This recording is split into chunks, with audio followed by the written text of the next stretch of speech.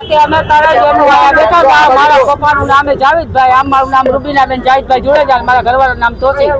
અમે રાતે અહીંયા બેઠા હતા તળાઈ બેનું, મારા ભાણેજ ને મારા ભત્રીજા મારા પપ્પાને જોવા આવ્યા હતા. અમે બેઠા હતા, આમથી ગાડી પેલા 2 વ્હીલ નીકળું એમને સીધું ગયું ને એની વાય બીજી ગાડી આવીને મારા માથે ફાયરિંગ કરતા ગયા. એ લોકો અમે તો ભાગી ગયા હતા અહીંથી.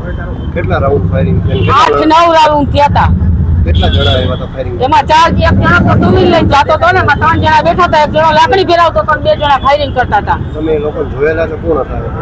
એક ભૈલો ગઢવી અને એક પરિયો ગઢવી. શા માટે ફાયરિંગ કર્યા તમારા છોકરાઓ? અગાઉ અમારે એ લોકો માથાકૂટ અમારા છોકરાઓને થઈ હતી.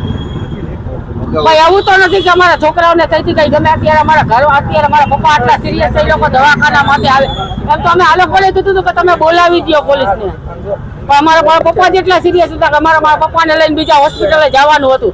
તો અમારા ઘરમાં કોઈ છોકરા તો હતા નહીં, તો અમારા નાના છોકરા એવા હતા. આ લોકો એની માટે ફાયરિંગ કર્યા રાત્રે આવી રીતે. હોસ્પિટલ ઉપર ફાયરિંગ થયા છે? હોસ્પિટલ માટે અહીંયા કર્યા હતા, સામે જ ઉભા કરતા હતા ને આમી શેરીમાં એટલા કર્યા. પછી અમારા છોકરા તો ભાગી જ ગયા. ફાયરિંગમાં કોઈ ઈજાગ્રસ્ત થયું છે? ના, ઈજાગ્રસ્ત કોઈને નથી થઈ.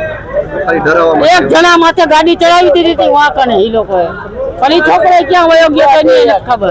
પોલીસ ફરિયાદ તમે કરવાના? અમે કરવાના હતા પણ અત્યારે અમે કરી નથી. એનું કારણ કે મારા પપ્પા બહુ સિરિયસ છે. મારા પપ્પાને અત્યારે બીજી હોસ્પિટલે લઈ જવાના છે અમારે.